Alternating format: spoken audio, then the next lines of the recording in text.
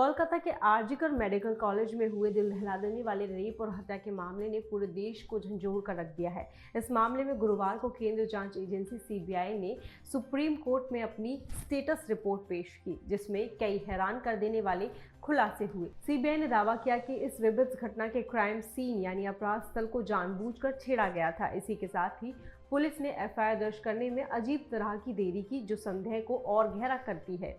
अंतिम संस्कार के बाद एफआईआर दर्ज कराना और उस दौरान अस्पताल प्रशासन की उदासीनता ने मामले को और भी ज्यादा संदिग्ध बना दिया है। घटना की सूचना भी पीड़िता के परिजनों को बहुत देरी से दी गई थी, जो कि कानूनन और नैतिक रूप से पूरी तरह गलत है। सुप्रीम कोर्ट के चीफ जस्टिस डीवाई चंद्रचूड़ ने मामले में ममता सरकार की ओर से पेश हुए वरिष्ठ वकील कपिल सिब्बल से सीधे सवाल किए। सीबीआई ने पूछा कि अगर ये आप प्राकृतिक मौत का मामला था तो एफआईआर दर्ज करने में इतनी देरी क्यों की गई। उन्होंने पुलिस की कार्यशैली पर सवाल उठाते हुए पूछा कि सुबह 10:10 पे ही ये अप्राकृतिक मौत के रूप में दर्ज हो चुका था, तो एफआईआर रात 11:30 बजे दर्ज क्यों की गई।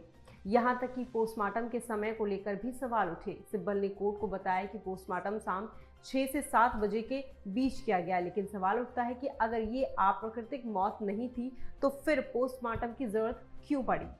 वहीं कोर्ट ने सख्त लहजे में पूछा कि 9 अगस्त की रात 11:30 बजे एफआईआर दर्ज होने से पहले ही पोस्टमार्टम कैसे कर लिया गया। सुप्रीम कोर्ट ने पश्चिम बंगाल पुलिस से ये भी पूछा कि आखिर यूडी यानी अननेचुरल डेथ केस आपने दर्ज कब किया, और जब पोस्टमार्टम 6:10 से 7:10 के बीच हुआ तो फिर एफआईआर देर रात क्यों हुई।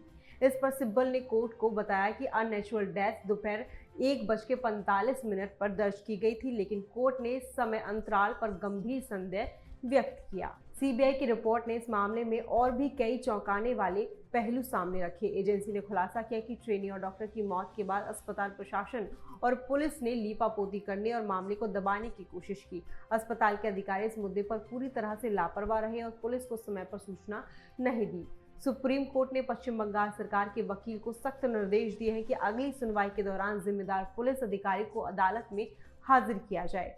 कोर्ट ने यह भी कहा कि इस मामले की गंभीरता को देखते हुए इसे किसी भी हाल में नजरअंदाज नहीं किया जा सकता। सीआईजी चंद्रचूड़ ने कहा कि ये मामला अपने आप में चिंताजनक है और 30 साल के करियर में उन्होंने इतना लापरवाह भरा मामला नहीं देखा। उन्होंने ये भी कहा कि ऐसे मामलों में देरी से न्याय मिलने का मतलब होता है न्याय से वंचित होना। कोर्ट ने अस्पताल प्रशासन, पुलिस और राज्य सरकार को कड़ी फटकार लगाते हुए मामले की सुनवाई को तेजी से आगे बढ़ाने की बात कही। इस पूरे घटनाक्रम ने देश भर में डॉक्टरों और आम जनता के बीच गुस्से की लहर दौड़ा दी है। हर कोई चाहता है कि इस विभत्स अपराध में शामिल सभी दोषियों को कड़ी से कड़ी सजा मिले, ताकि भविष्य में किसी और निर्दोष की जिंदगी इस तरह बर्बाद ना हो। अभी के लिए इतना ही। बाकी आगे की और अपडेट्स के लिए देखते रहें सूचक।